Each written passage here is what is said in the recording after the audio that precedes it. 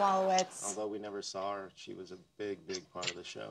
Well, I remember when word came down that she had passed, we gathered around here, everybody, and just told stories about Joanne. Yeah.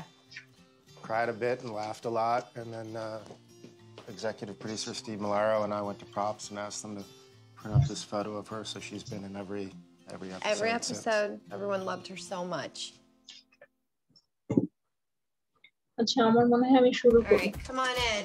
So here we are in the most epic wardrobe room, I think, ever. Everyone has their own wall. You got Raj over here, all his sweater vests. You got Leonard.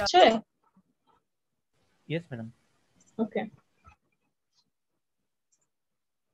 আচ্ছা, আজকে আমরা chapter 11 পড়বো। তোমাদের কাছে যদি বই থাকে বইটা সামনে রাখতে পারো, এটা ভালো হয় তখন। আজকে 10 তারিখ।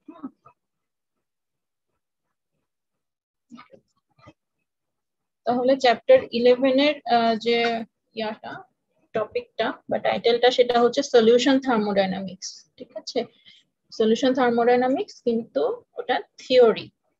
তার মানে সলিউশন থার্মোডাইনামিক্স আমরা অ্যাটলিস্ট 2টা চ্যাপ্টার তো পড়তেই হবে, আরো বেশিও পড়তে হতে পারে। মানে আমার এখানে 2টা আর কি, আরেকটা আছে কিছু টপিক আছে ওটা আলাদা পরের আরেকটা চ্যাপ্টারের। প্রথমটা হচ্ছে থিওরি চ্যাপ্টার 11, আর চ্যাপ্টার 12 যখন আমরা পড়বো ওইটা একটু ভালো বেটার হবে, বিকজ ওটা অ্যাপ্লিকেশন বেসড।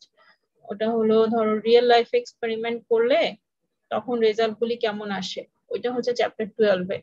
আর চ্যাপ্টার 11টা খুব একটা ভালো লাগবে না তোমাদের পড়তে, কারণ এটা থিওরি বেসড, প্রচুর ইকুয়েশন, কোন ইকুয়েশন থেকে কোন ইকুয়েশনে যাচ্ছে, কেন যাচ্ছে, এগুলো বুঝতে গেলে বা মনে রাখতে গেলে বারবার পড়তে হবে। তো এখান থেকে ডেরিভেশন আসে পরীক্ষায় এবং একটু গদগদা হবে যেহেতু থিওরি বেসড আমার চ্যাপ্টার এটা। ঠিক আছে, তো সলিউশন থার্মোডাইনামিক্স থিওরি ইন্ট্রোডাকশনটা বেশ বড়, যদি বইটা খোলো সামনে তাহলে দেখবা যে ইন্ট্রোডাকশনটা বেশ বড়, এবং এটা থিওরিটা পড়ার জন্য আমাদের ইন্ট্রোডাকশনটা একটু জানতে হবে, কারণ এটা হচ্ছে আমাদের ব্যাকগ্রাউন্ড। ঠিক আছে, যে থিওরিটা আমরা কেন জানবো বা কি বলা আছে আসলে থিওরিতে। তাহলে দেখো ফার্স্টে কি বলছে, the applications of chemical engineering thermodynamics are often to systems wherein composition is a primary variable. যদি খেয়াল করে থাকো এতদিন যে চ্যাপ্টার গুলো আমরা পড়েছি সেখানে নরমালি আমাদের, এতদিন বলতে আমি আগের টার্মেরটা বোঝাচ্ছি, থার্মোডাইনামিক্স 1 যেটা, ওখানে আমাদের কি হয়েছিল, ওখানে কিন্তু কম্পোজিশনটা ভ্যারি করতো না, টেম্পারেচার অথবা প্রেসার ভ্যারি করতো। ঠিক আছে, কম্পোজিশনটা অলওয়েজ আমরা ওই ক্ষেত্রে কনস্ট্যান্ট ধরতাম, তাই না? আমি কি ভুল বললাম? আগের টার্মের কথা মনে আছে কারো? মনে নাই? আচ্ছা,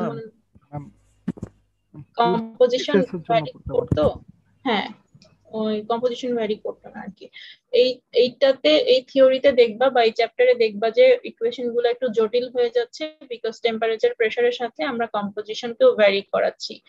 আর মেইনলি টেম্পারেচার প্রেসার আলটিমেটলি কি একটা পর্যায়ে সিম্পলিসিটির জন্য আমরা কনস্ট্যান্ট তো ধরে নেই, বিকজ ইকুইলিব্রিয়ামে গেলে বা নর্মালি কোনো একটা সিস্টেমকে আমরা চেষ্টা করি কনস্ট্যান্ট টেম্পারেচার প্রেসারে ওটাকে ডিল করার জন্য, কিন্তু ভেতরে কম্পোজিশনটা চেঞ্জ হয়। কেন হয়? কারণ ভেপার থেকে লিকুইড হয়, লিকুইড থেকে ভেপার হয়, তারপর রিঅ্যাকশন হতে পারে, মিক্সিং হতে পারে, সেপারেশন হতে পারে, বিভিন্ন ধরনের কেমিক্যাল চেঞ্জ ওর ভেতরে হয়। তো কম্পোজিশনটা আসলে যদি আমি অলওয়েজ কনস্ট্যান্ট ধরে রাখি হবে না, বিকজ ওটাই আসলে আলটিমেটলি কোনো একটা সিস্টেমের জন্য দেখা যায় যে মেইন ভেরিয়েবল। ঠিক আছে, তো ওইটার জন্যই আমাদের এই চ্যাপ্টারটা, যে কম্পোজিশনটা হচ্ছে প্রাইমারি ভেরিয়েবল, ওটাই সব থেকে বেশি ভ্যারি করছে, ওটা আমাদের মাথায় সবার আগে আসবে। তো কেমিক্যাল, পেট্রোলিয়াম, ফার্মাসিউটিক্যাল ইন্ডাস্ট্রি, যে কোনো ইন্ডাস্ট্রিতে মাল্টি কম্পোনেন্ট গ্যাস, লিকুইড এটা যদি থাকে, এবং নর্মালি তাই হয়, একটা সিঙ্গেল কম্পোনেন্ট নিয়ে তো কেউ একটা ইন্ডাস্ট্রি বানাবে না, তাই না? একটা কোনো কিছু প্রডিউস করতে গেলে তোমাকে কি করতে হবে, অনেকগুলো র ম্যাটেরিয়াল একসাথে নিয়ে তারপরে ওটাকে রিঅ্যাকশন করতে হবে, সেপারেট করতে হবে, বিভিন্ন জিনিস মিক্স করতে হবে। তো ওরা আন্ডারগো করে composition changes as the result of mixing and separation processes. The transfer of species from one phase to another or chemical reaction, যে জিনিসগুলো আমি একটু আগে বললাম। ঠিক আছে, Because the property of such systems depend strongly on composition as well as on temperature and pressure, our purpose in this chapter is to develop the theoretical foundation. ঠিক আছে, এখানে কোনো অ্যাপ্লিকেশন পাবা না, গদগদা থিওরি, হাজার হাজার ইকুয়েশন, ওগুলো আমরা দেখবো for application of thermodynamics to gas mixture and liquid solution. তার মানে গ্যাস ফেজ থাকবে, লিকুইড ফেজ থাকবে, কিন্তু আমার কোনো সলিড ফেজ থাকবে না। সলিড ফেজটা মোস্ট প্রবাবলি চ্যাপ্টার 13 এ পড়ানো হয়। ঠিক আছে, ওটা আমার সিলেবাসের মধ্যে না, আমি যে পার্টটা পড়াবো ওটার মধ্যে কোনো সলিড নাই, গ্যাস মিক্সচার থাকবে, লিকুইড সলিউশন থাকবে। ঠিক আছে, আচ্ছা, the theory is introduced through derivation of a fundamental property relation for homogeneous solution of variable composition. Derivation থাকবে অনেক, প্রচুর ডেরিভেশন থাকবে। আর ফান্ডামেন্টাল প্রপার্টি বলতে আসলে ওই যে G, Gibbs energy G, enthalpy H, internal energy U, তারপরে তোমার এনট্রপি এস, ওই জিনিসগুলো, ভলিউম ভি, ওই জিনিসগুলোকে ফান্ডামেন্টাল প্রপার্টি বলে, এটা আমরা জানি। চ্যাপ্টার 6টা এই চ্যাপ্টারে খানিকটা লাগবে। তো এই ফান্ডামেন্টাল প্রপার্টি গুলো আসলে চ্যাপ্টার 6 এ বোধহয় বলা আছে।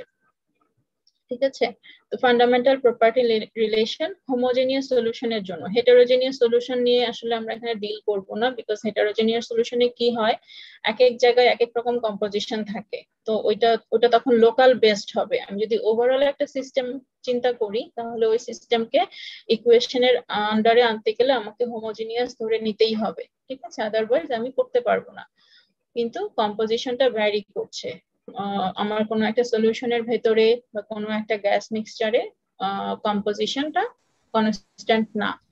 Convenience here suggests the definition of a fundamental new property called the chemical potential. এটা একটা নতুন প্রপার্টি আসে, কিন্তু এটার ব্যাপারে তোমরা এর আগেও জেনেছো, আবারও আমরা এই চ্যাপ্টারে জানবো, যেটা আসলে কি কেমিক্যাল পটেনশিয়াল। পটেনশিয়াল বলতে একটা শক্তিকে বোঝায়, তাই না? তো কোনো একটা স্পেসিসের আসলে কতটা শক্তি, সেটা আমরা বুঝতে পারি কেমিক্যাল পটেনশিয়ালের ডেফিনেশন থেকে। Upon which the principles of phase and chemical reaction equilibrium depend. So এটা এমন একটা জিনিস যার উপরে phase equilibrium এবং chemical reaction equilibrium এই দুইটা হচ্ছে ডিপেন্ড করে। ঠিক আছে, ওকে। Thermodynamic properties known as partial properties. এই কেমিক্যাল পটেনশিয়ালের যে ডেফিনেশনটা আসবে ইকুয়েশন থেকে, ওটা থেকে আমরা আবার নতুন একটা প্রপার্টির সেট পাবো। যতগুলো প্রপার্টি আছে সেগুলোকে আমি পার্শিয়াল প্রপার্টি নামে একটা জিনিস পাবো। এই পার্শিয়াল প্রপার্টি আসলে কিছুই না, কোনো একটা স্পেসিসেরই প্রপার্টি। নরমালি আমরা বলি না যে অমুক স্পেসিসের অমুক টেম্পারেচারে ভলিউম অমুক, এরকম ভাবে বলি তো, কিন্তু সেটা পিওর অবস্থায় বলি। কিন্তু যদি ওটা সলিউশনের মধ্যে থাকে তখন তার ভলিউমটা খানিকটা চেঞ্জ হবে, এবং সেটাই স্বাভাবিক, তাই না? যখন ওই যে আমি মলিকিউলার ইন্টারঅ্যাকশনের কথা বলেছিলাম, মলিকিউলার লেভেলের সলিউশনের মধ্যে গেলে ভলিউমটা সাধারণত সেম থাকে না, হয় বাড়ে না হয় কমে। তো মিক্সচারে যাওয়ার পরে কোনো একটা স্পেসিসের যে প্রপার্টি হয় সেটাই হচ্ছে পার্শিয়াল প্রপার্টি। ঠিক আছে, তো পার্শিয়াল প্রপার্টি আসলে স্পেসিসের প্রপার্টি, কিন্তু when it is in a solution or in a gas mixture. ঠিক আছে, the mathematical definition of these quantities allows them to be interpreted as properties of the individual species as they exist in solution, যেটা বললাম। এখানে একটা example দিয়েছে, ethanol আর ওয়াটারের আর কি, ওরকম যদি একটা সিস্টেম থাকে যেখানে লিকুইড সলিউশন আছে ইথানল আর ওয়াটারের দুইটা স্পেসিসের, partial molar property হবে যার ভ্যালু somewhat different হবে from the molar properties of pure ethanol and pure water. ঠিক আছে, সো partial properties হচ্ছে যে তোমার পিওর অবস্থায় যে প্রপার্টি থাকবে তার তুলনায় সে যখন সলিউশনের ভেতরে যাবে বা মিক্সচারের ভেতরে যাবে ওর প্রপার্টিটা চেঞ্জ হবে, এবং যে চেঞ্জ হয়ে যে প্রপার্টি পাচ্ছি সেটা হচ্ছে আমার পার্শিয়াল প্রপার্টি। আচ্ছা, এটা লাস্ট পেজ ইন্ট্রোডাকশনের। Property relations for mixtures of ideal gases are important as references in the treatment of real gas mixtures. and they form the basis for introduction of yet another important property, the fugacity. Fugacity এর নাম কি তোমরা শুনেছো? আছো? Fugacity শব্দটার অর্থ জানো বা নাম শুনেছো এর আগে? ও নাম শুনেছো, ওকে। যদি গুগলে সার্চ করো তাহলে দেখো তো ফিউগাসিটি শব্দের অর্থ কি আসে, সার্চ করে আমাকে জানাও।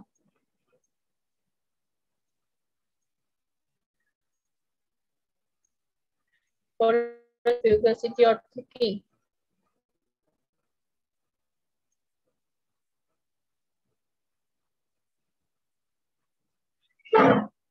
পেয়েছো? জাস্ট ফিউগাসিটি এই শব্দটার অর্থ অসম্পূর্ণতা। আবার বলো। অসম্পূর্ণতা। আর কি? না, তোমার কথা কেটে যাচ্ছে। Measure of escaping tendency. Escaping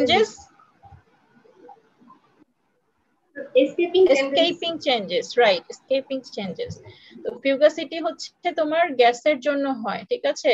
আমরা গ্যাসকে সাধারণত কি করি, কোরিলেট করি একটা আইডিয়াল গ্যাসের সাহায্যে। বলি না যে এটা আইডিয়াল গ্যাস থেকে অত দূরে আছে বা ওরকম। যেমন চ্যাপ্টার 10 এ আমরা কি করেছিলাম, চ্যাপ্টার 10 এ আমরা রাউলস ল এর জন্য করেছিলাম, ঠিক আছে।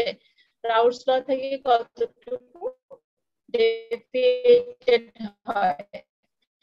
তো এইখানে হচ্ছে ফিউগাসিটি নামে যে জিনিসটা আসবে এটা দূরে আছে বা আইডিয়াল গ্যাস থেকে স্কেপ করে কত দূরে চলে গেছে, ওটা হচ্ছে ফিউগাসিটি।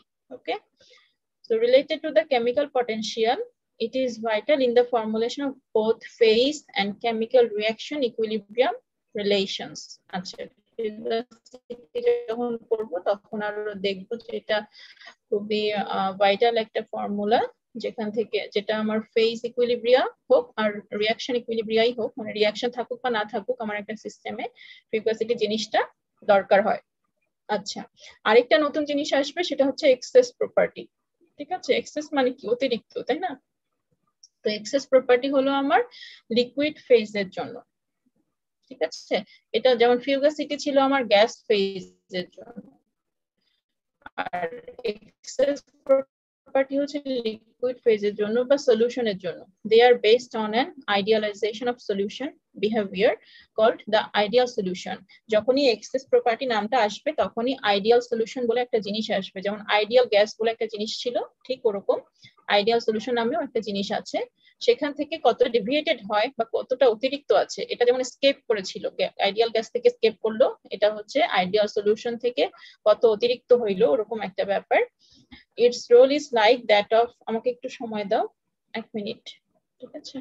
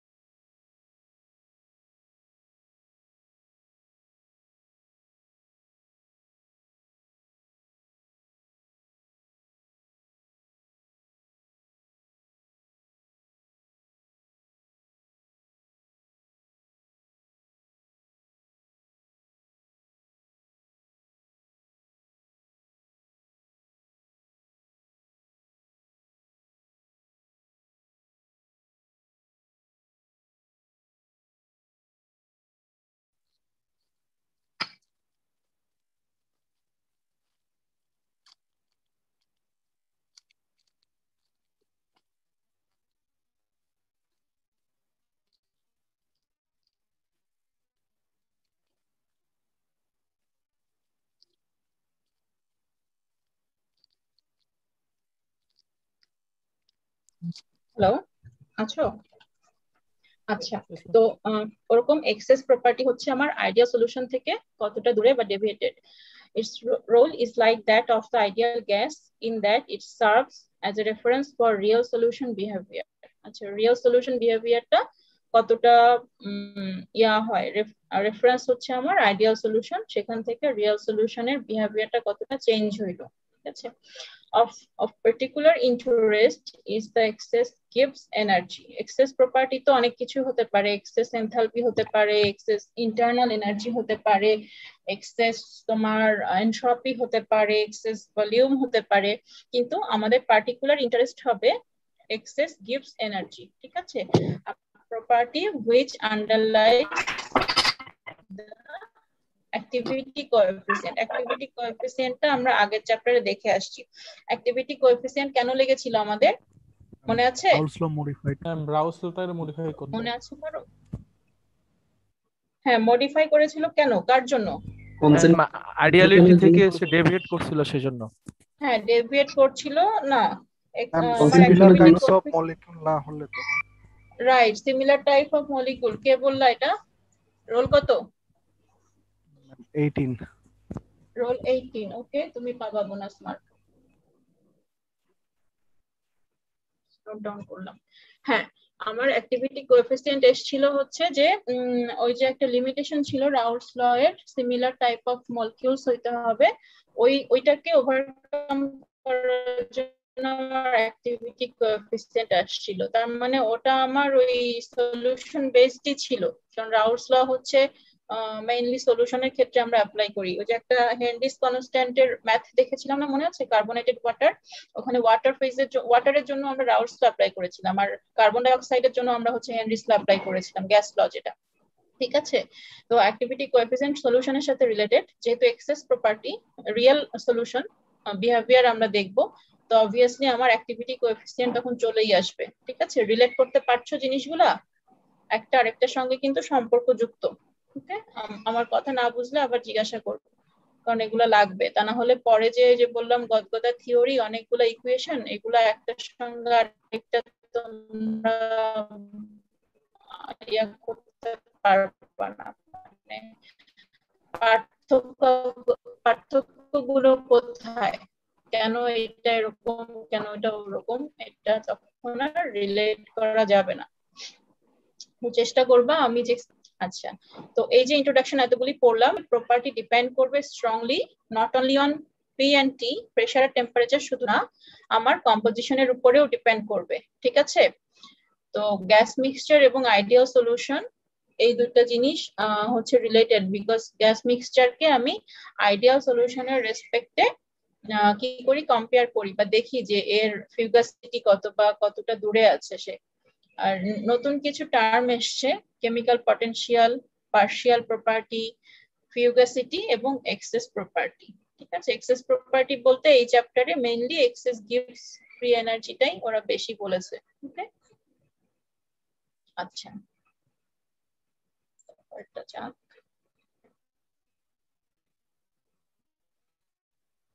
আচ্ছা, এখানে হচ্ছে কেন আমাদেরকে সলিউশন থার্মোডাইনামিক্স আসলে স্টাডি করতে হয়, বিকজ আমরা ইকুইলিব্রিয়ামে যে ফেজ গুলি থাকে ওদের বিহেভিয়ারকে আমাদের প্রেডিক্ট করতে হবে। ঠিক আছে, এটা একটা ব্যাপার। আর একটা হচ্ছে to understand the process and to calculate phase and chemical reaction ইকুইলিব্রিয়া।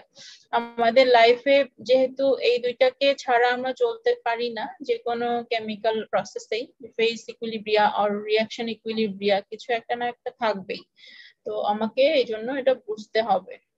ঠিক আছে, আর সব থেকে ইম্পর্টেন্ট প্রপার্টি কি, অবভিয়াসলি গিভস ফ্রি এনার্জি। ঠিক আছে, ওইটার রেসপেক্টে সব ধরনের চেঞ্জ আমরা বলে থাকি। এবং কেমিক্যাল পটেনশিয়াল কি ওটা আমি একটু পর বলবো।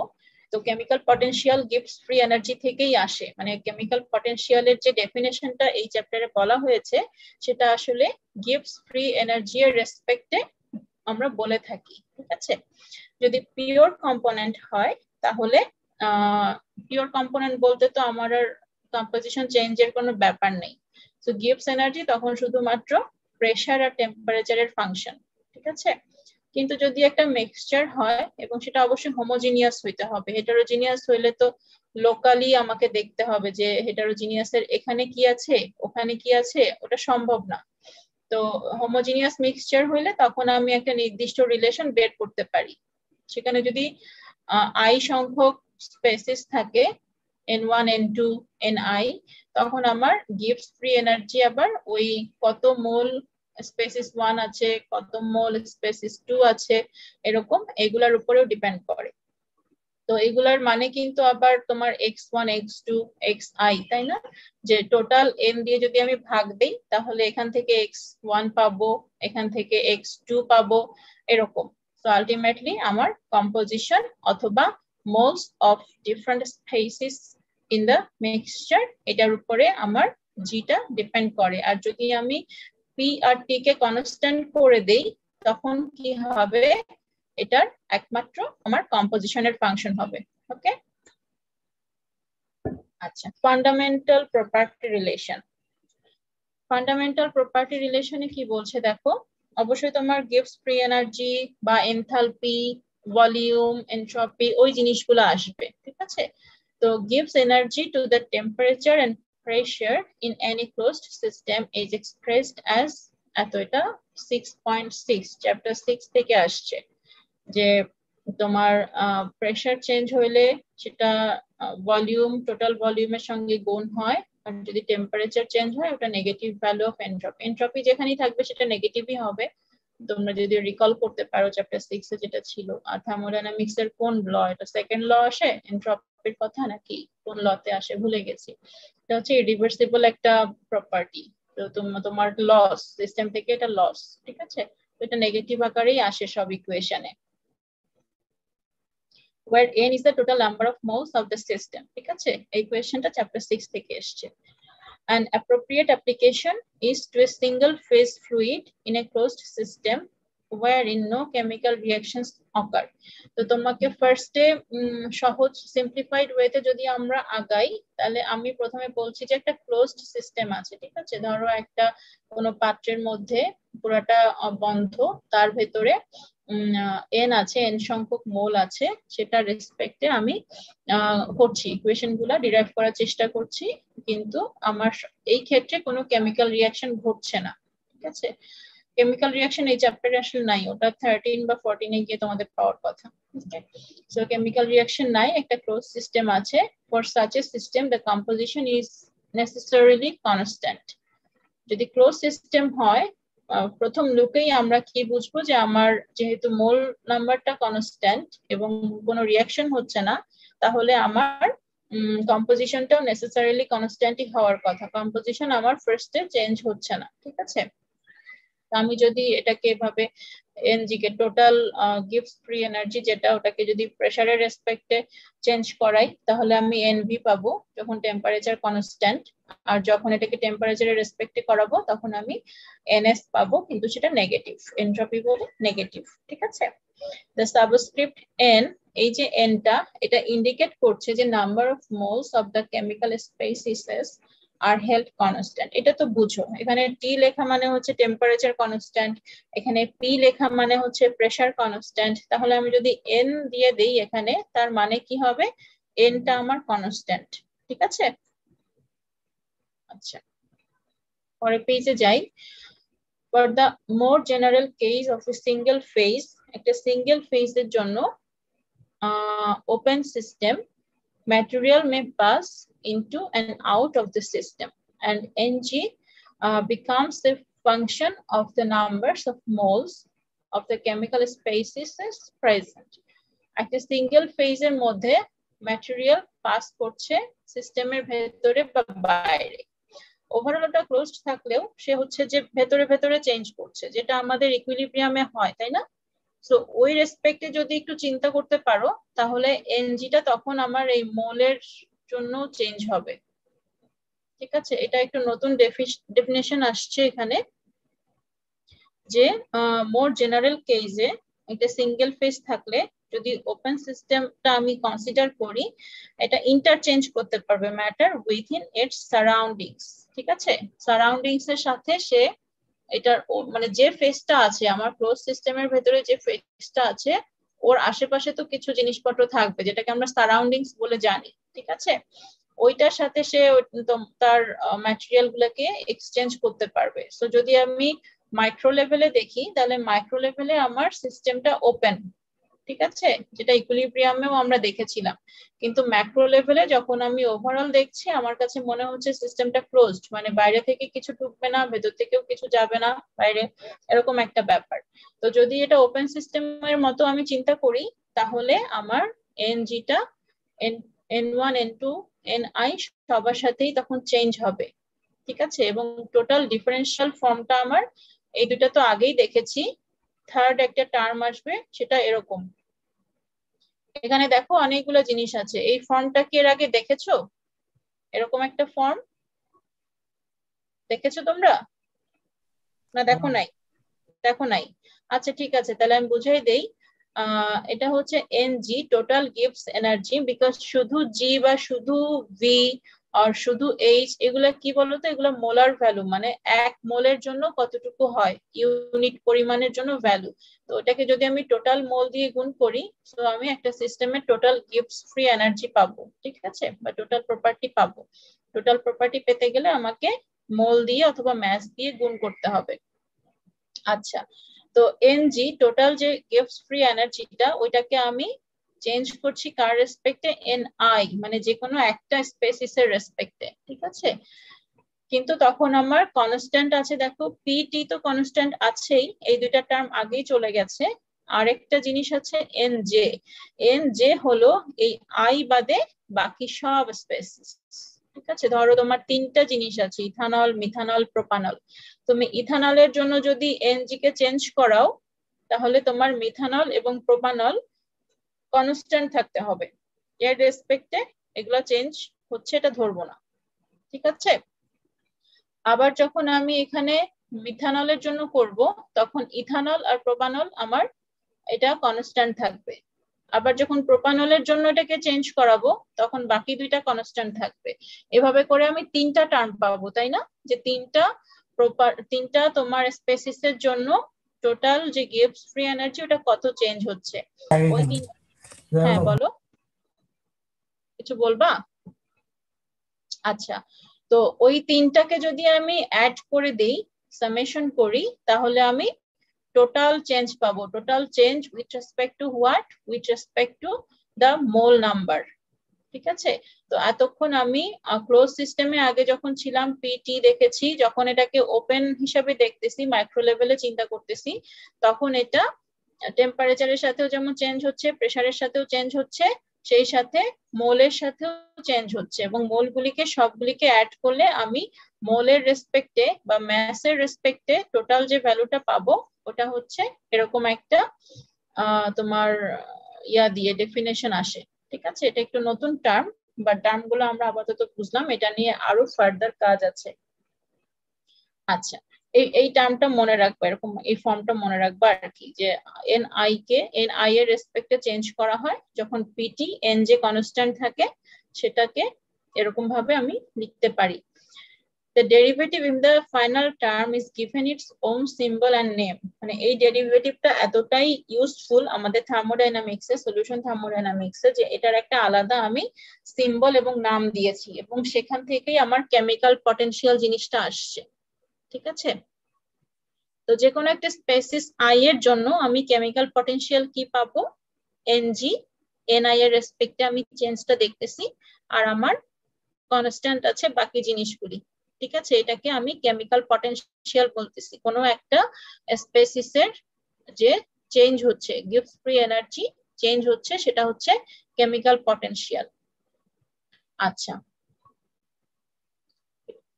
ছিল নেই ওটা নাকি? আচ্ছা, কেমিক্যাল পটেনশিয়াল রিয়েল লাইফে বলতে আমরা আসলে কি বুঝি সেটাও একটু বলে দিই।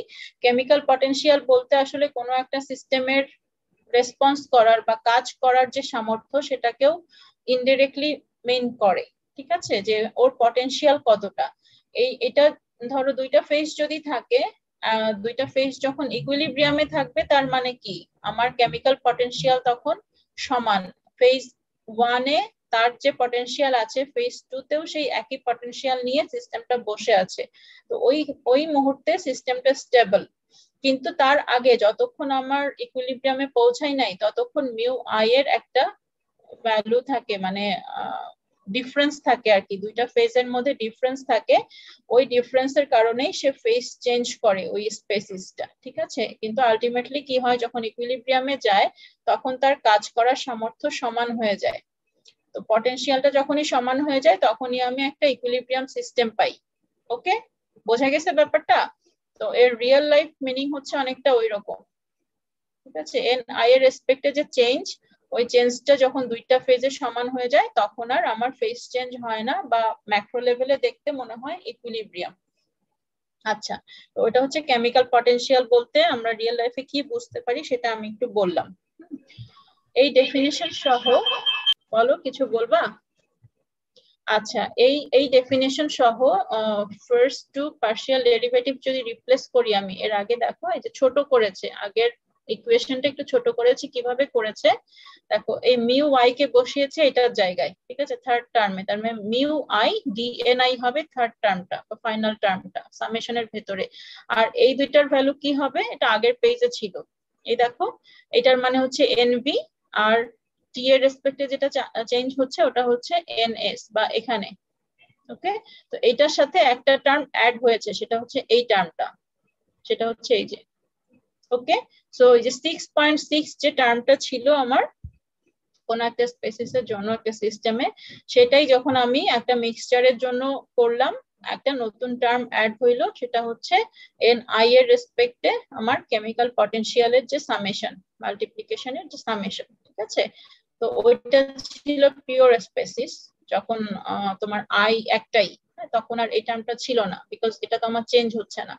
যখন আমি মিক্সচারে আসলাম, এটা চেঞ্জ হচ্ছে ধরে নিচ্ছি, এবং সেই জন্য আমি আরেকটা নতুন টার্ম পেয়েছি শুধু, আর কিছু না, ওকে। তো এই ইকুয়েশনটাকে বলা হচ্ছে fundamental property relation, okay, for single phase fluid system. একটা সিঙ্গেল ফেজ নিয়ে শুরু করেছিলাম, মনে আছে, এই যে ওপেন সিস্টেম লেখা যে আগের পেজে, একটা single phase open system, open কার রেসপেক্টে, যে জায়গাটার মধ্যে বা যে ধরো একটা পাত্রের মধ্যে আমি এটা সিস্টেমটা নিয়ে কাজ করছি, সেই পাত্রের ওই ফেজের যে সারাউন্ডিংস, ওই সারাউন্ডিংস এর রেসপেক্টে সে ওপেন, কিন্তু ওভারঅল বাইরে থেকে সে ক্লোজড, ওকে। তো বলছে যে একটা সিঙ্গেল ফেজের জন্য এটাকে ফান্ডামেন্টাল প্রপার্টি রিলেশন বলছে, দুইটা ফেজের জন্য বা মাল্টিপল ফেজের জন্য এর পরে আসবে আরো মোর জেনারেল ইকুয়েশন। তো ফ্লুইড সিস্টেমস অফ, বলো ম্যাম, এই যে আমরা যখন এটা তো মানে এই যে 11.2 এই ইকুয়েশনটা তো সিঙ্গেল ফেজের জন্য, তাই তো? এটা সিঙ্গেল ফেজের জন্য, কারণ এখানে দেখো মিউ আই আছে শুধু, এখানে যদি তোমার অন্য ফেজ থাকতো, মিউ আইটা দুইটা ফেজের জন্য দুই রকম ভাবে লেখা হতো, মানে সিম্বলটা তখন চেঞ্জ হইতো। এটা ম্যাম, হচ্ছে একটা জেনারেল ইকুয়েশন, বলো। ম্যাম এই যে এই কেমিক্যাল পটেনশিয়ালটা আমরা একটু আগে বললাম যে এইটা ডিফারেন্সের জন্যই মানে একটা ফেজ থেকে অন্য ফেজে যায় আর কি, হ্যাঁ, ওইটা আমরা মলিকিউল। এর পরে দেখবো, এর পরে দেখবো, এটা হচ্ছে মোর রিয়েলিস্টিক একটা ডেফিনেশন, কিন্তু এটা বইয়ে নাই, বোঝার জন্য বলেছি।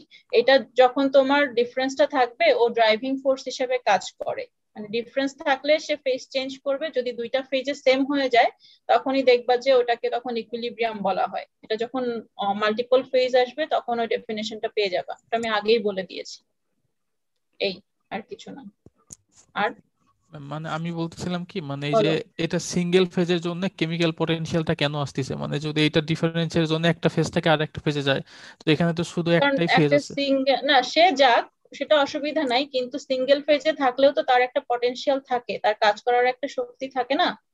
ও আচ্ছা সে আচ্ছা। হয়তো ওই মুহূর্তে স্টেবল আছে, সে একটা শক্তি নিয়ে স্টেবল আছে, সে আর ফেজ চেঞ্জ করবে না। মানে তার মনেই হচ্ছে না যে আমি সলিডে আছি, সলিড থেকে আবার ভ্যাপর হব, কেন হব না, আমি স্টেবল আছি, খুব ভালো আছি। এই পৃথিবীতে সব সিস্টেম স্টেবিলিটিতে থাকতে চায়, মানে স্টেবল থাকতে চায়, ঠিক আছে, যতক্ষণ না ও স্টেবিলিটি পায় সবকিছু মিলিয়ে, ততক্ষণ সে চেঞ্জ হতে থাকে। কিন্তু একটা নির্দিষ্ট প্রেসারে, টেম্পারেচারে যখনই সে এমন একটা কেমিক্যাল পটেনশিয়ালে পৌঁছায় যে তার আর চেঞ্জ করা দরকার নাই, তখন ওইটা তার জন্য ফিক্সড হয়ে যায়। কিন্তু তার মানে এই না যে তার পটেনশিয়াল নাই, তার নিজের একটা পটেনশিয়াল আছে, এটা সম্পূর্ণটাই একটা স্পেসিসের নিজস্ব একটা প্রপার্টি। জি ম্যাম, থ্যাংক ইউ। ওর নিজস্ব প্রপার্টি হচ্ছে মিউ আই, এই জন্য এটা এত ইম্পর্ট্যান্ট। মিউ আই এর রেসপেক্টে আমরা সবকিছু চিন্তা করতে পারি, বিকজ সে একা যখন থাকে তখনও তার একটা শক্তি থাকে, সে যখন সলিউশনের ভেতরে ঢোকে, অন্যের সঙ্গে যখন ইন্টারাকশন করে, তখনও তার একটা পটেনশিয়াল থাকে। তোমরা নিজেদের কথাই চিন্তা করো না, তোমরা যখন একা থাকো বা বাসায় থাকো, তখন তোমরা আছো, ঠিক আছে, তোমাদের নিজস্ব কতগুলি গুণ আছে বা নিজস্ব একটা ধারা আছে, যখন তোমরা ক্লাসে আসো সেগুলা কি ডিজলভ হয়ে যায় বা উবে যায়? যায় না তো। তোমরা তোমাদের বৈশিষ্ট্য নিয়েই কিন্তু সবাই একসাথে থাকো। তো ইন্ডিভিজুয়ালি যখন আছো তখনও তোমার বৈশিষ্ট্য তোমারই আছে, যখন তুমি অন্যদের সাথে আছো তখন তোমার অন্যদের সঙ্গে ইন্টারাকশন হচ্ছে ঠিকই, কিন্তু তোমার নিজস্ব যে একটা শক্তি ওটা কিন্তু, বা নিজস্ব যে একটা বৈশিষ্ট্য, ওটা কিন্তু চলে যায় না, ওটা কিন্তু থাকে, তোমারই থাকে, একটু চেঞ্জড অবস্থায় থাকে, অন্যদের দ্বারা ইনফ্লুয়েন্সড হয়, কিন্তু তারপরও ওটা একদম জিরো হয়ে যায় না। ব্যাপারটা অনেকটা ওইরকম ভাবে যদি চিন্তা করো তাহলে হয়তো বুঝতে পারবা। জি ম্যাম, থ্যাংক ঠিক ইউ। আছে, ওকে। সো একটা স্পেসিসের নিজস্ব প্রপার্টি ও সব সময় থাকবে, সেটা আমি সিঙ্গেল ফেজ বলি, মাল্টিপল ফেজ বলি, ইকুইলিব্রিয়াম বলি, ইকুইলিব্রিয়াম ছাড়া ডাইনামিক ফেজ বলি, যেটাই বলি না কেন, ফেজ না ডাইনামিক স্টেট বলি, যেটাই বলি না কেন, মিউ আই আমার অলওয়েজ থাকবে, ঠিক আছে।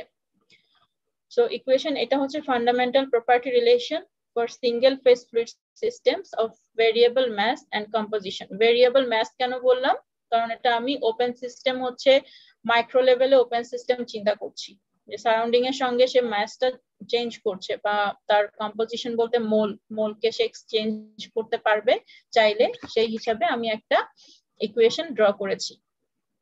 আচ্ছা, it is the foundation upon which the structure of solution thermodynamics is built, so it's very very important and you need to memorize, I should say. এটা যদি পারো একদম মাথায় রাখবা যে টোটাল গিভস ফ্রি এনার্জি যেটা, ওটা প্রেসারের সঙ্গে চেঞ্জ হয় ভলিউমের রেসপেক্টে, ওটার এন্ট্রপিটা চেঞ্জ হবে টেম্পারেচারের রেসপেক্টে, এবং সেটা নেগেটিভ একটা ভ্যালু, আর সঙ্গে পটেনশিয়ালটা তার থাকবে, ঠিক আছে।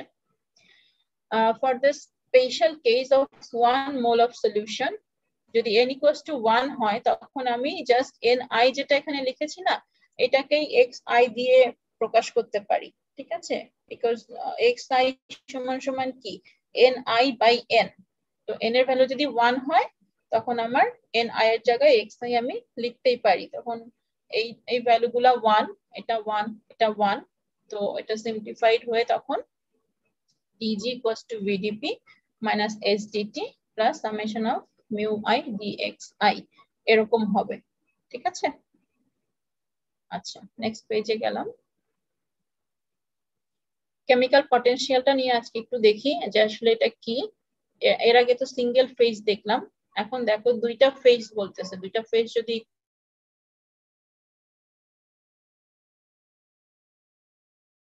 কিন্তু ভেতরে দুইটা ফেজ একটা আরেকটার সঙ্গে কি করছে, ম্যাটেরিয়াল আদান প্রদান করতে পারে। Each individual phase is an open system, ঠিক আছে, এটা তো আমরা বুঝতে পেরেছি না, প্রত্যেকটা ফেজই ওপেন আছে, সে আরেকটা ফেজের সঙ্গে ইন্টারঅ্যাক্ট করতে পারছে, free to transfer mass to the other. তো ইকুয়েশন 11.2 যেটা দেখলাম আমরা ফান্ডামেন্টাল যে ইকুয়েশনটা, ওটাকে যদি প্রত্যেকটা ফেজের জন্য লিখি তাহলে দেখো আলফা ফেজ এবং বিটা ফেজ, হ্যাঁ, আলফা ফেজের total gives free energy equals to কি হবে, আলফা ফেজের যে চেঞ্জ ইন ভলিউম পি এর রেসপেক্টে, আলফা ফেজেই যে এন্ট্রপি টি এর রেসপেক্টে টি চেঞ্জ হইলে ডেরিভেটিভ ফর্মে আছে, আর আলফা ফেজে যে মিউ তার সঙ্গে ডিএনআই, ঠিক আছে, যদি আমি আলফা ফেজের জন্য লিখি। আবার বিটা ফেজের জন্য ঠিক সেম, ওকে, কিন্তু টোটাল সিস্টেম প্রপার্টি যেটা, এটা তো আমার একটা সিস্টেমের প্রপার্টি, তাই না, টোটাল সিস্টেম যেটা, আমি যদি একটা বক্স চিন্তা করি যে নিচের দিকে লিকুইড আছে উপরের দিকে গ্যাস আছে, তাহলে এই টোটাল সিস্টেমটার প্রপার্টি কি হবে আমার, আলফা ফেজের প্রপার্টি প্লাস বেটা ফেজের প্রপার্টি, ঠিক আছে, প্লাস মাইনাস হয়ে যা থাকে। তো এন এম, এম হচ্ছে ইন জেনারেল লিখি আর কি আমরা, এখানে যেমন গিভস ফ্রি এনার্জি, এম দিয়ে আমি সব কটাকে বোঝাতে পারি, জি কে বোঝাতে পারি, এম দিয়ে এইচ কে বোঝাতে পারি, ইউ এস ভি, এগুলা সব কটাকে আমি এম দিয়ে ডিনোট করতে পারি। তো আলাদাভাবে না লিখে আমি জেনারেল ফর্মে লিখেছি যে টোটাল সিস্টেমের প্রপার্টি যেটা, সেটা হবে আমার আলফা ফেজের যে প্রপার্টি প্লাস বেটা ফেজের যে প্রপার্টি, ঠিক আছে। সো এই দুইটা যদি আমি অ্যাড করতে পারি তাহলে আমি টোটাল গিভস ফ্রি এনার্জিটা পাবো। এখানে দেখো আলফা বিটা কিছুই নাই, আলফা বিটা কিছু নাই মানে হচ্ছে ওভারঅল সিস্টেমের জন্য বলতেছে, ঠিক আছে। ওভারঅল সিস্টেমের জন্য যদি বলে এই দুইটাকে অ্যাড করলেও আমি এই দুইটা মিলাইয়া ওভারঅল সিস্টেমের জন্য এনভি পাবো, এই দুটিকে মিলিয়ে আমি ওভারঅল সিস্টেমের জন্য এনএস পাবো, ঠিক আছে। এই দুইটা সেই আগের ফর্মে ফিরে আসছে, নতুন কি অ্যাড হয়েছে আমার, মিউ আইটা দুইটা ফেজের জন্যই আমাকে লিখতে হয়েছে, ঠিক আছে, এটা আমরা বুঝতেছি। মিউ আলফা ফেজে মিউ আই এর যে প্রত্যেকটা স্পেসিসের জন্য সামেশন প্লাস বিটা ফেজে যতগুলা আমার স্পেসিস আছে তাদের জন্য যে সামেশন, এটা নিয়ে আমি টোটাল সিস্টেমের প্রপার্টিটা পেলাম, ঠিক আছে। ওকে, পরের ফেজে যদি যাই, এখানে ছবিটা আছে দেখো, আলফা একটা ফেজ, বেটা একটা ফেজ, এরা পরস্পরের রেসপেক্টে ওপেন, মানে ওরা ম্যাস বা মোল বা স্পেসিস আদান প্রদান করতে পারছে একজন আরেকজনের সঙ্গে। তো দুইটা phase free mass transfer, two phase হচ্ছে ওভারঅল তারা ক্লোজড, মানে এরা এমন না যে বের হয়ে চলে যাইতেছে, ওরা যে ইন্টারাকশন করতেছে নিজেদের মধ্যে করতেছে, এর বাইরে আর ওরা যেতে পারছে না, ঠিক আছে।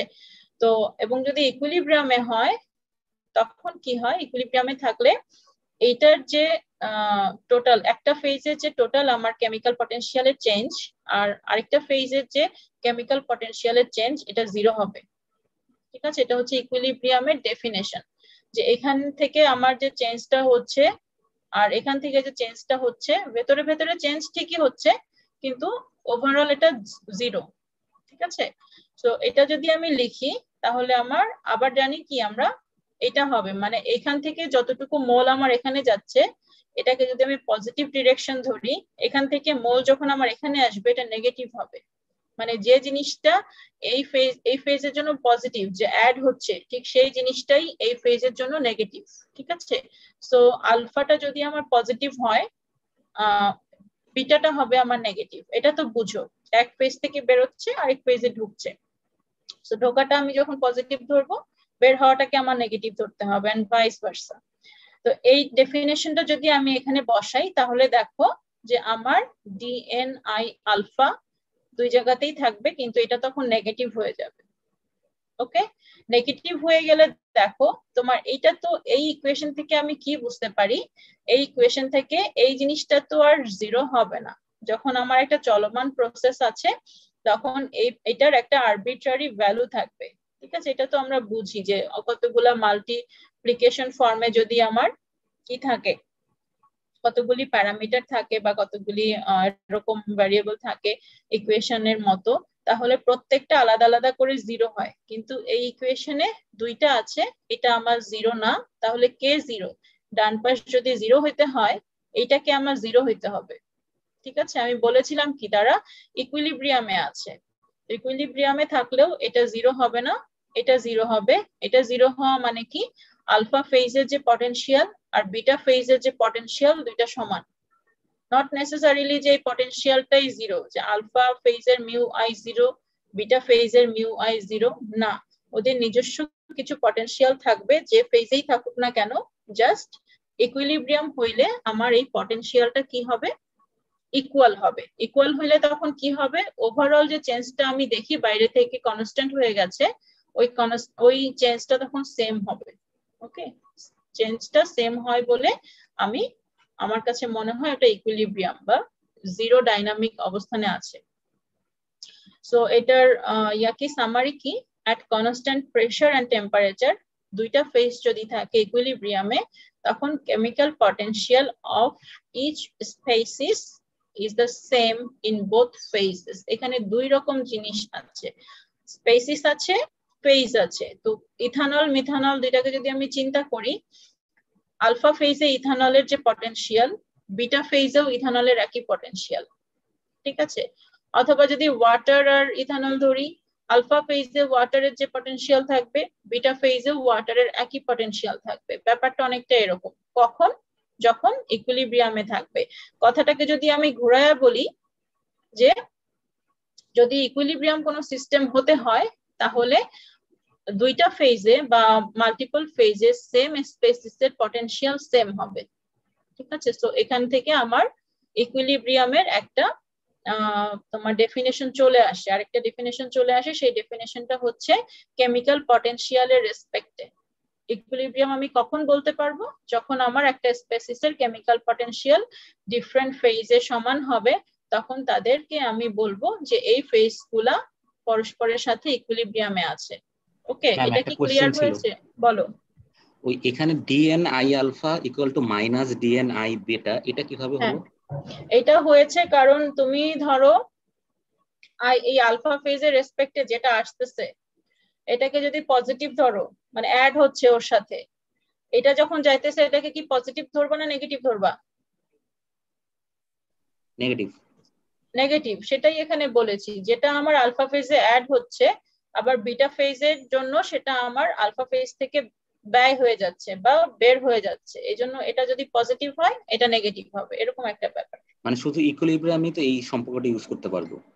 হ্যাঁ ইকুইলিব্রিয়ামই তো বলে দিয়েছে যে ইকুইলিব্রিয়ামেই তো সেম হবে তোমার ট্রান্সফার, যতক্ষণ ইকুইলিব্রিয়ামে আসবে না ততক্ষণ কি হবে, ধরো এর মধ্যে যদি মোর ভোলাটাইল জিনিস থাকে, এটা লিকুইড এটা গ্যাস ধরলাম, তাহলে মোর ভোলাটাইল জিনিস এদিকে যাইতেই থাকবে কতক্ষণ যাইতে থাকবে, যতক্ষণ ওদের কেমিক্যাল পটেনশিয়াল দুইটা ফেজে সমান না হবে। মানে কোনো একটা স্পেসিসের কথা যদি আমি চিন্তা করি, ইথানল ওয়াটার যদি চিন্তা করো, তুমি নিচ থেকে তাপ দিচ্ছ একটা নির্দিষ্ট টেম্পারেচারে পৌঁছানো পর্যন্ত, ধরো প্রেসার কনস্ট্যান্ট করে দিলা, এখন টেম্পারেচার বাড়তেছে এটা এই ফেজটার, ততক্ষণ পর্যন্ত সে যাইতে থাকবে। একটা নির্দিষ্ট টেম্পারেচার প্রেসার আসার পরে ওর কম্পোজিশনটা কি ফিক্সড হয়ে যাবে না? যাবে তো, এটা তো বুঝো। হ্যাঁ, তো সেই জিনিসটাই হচ্ছে যে ইকুইলিব্রিয়ামে যতক্ষণ না পৌঁছাইলো ততক্ষণ আমার এই যাওয়াটা বেশি ছিল, মানে নেগেটিভটা বেশি ছিল, নেগেটিভ চেঞ্জটা বেশি ছিল, আর যেটা আসতেছিল সেটা কম ছিল।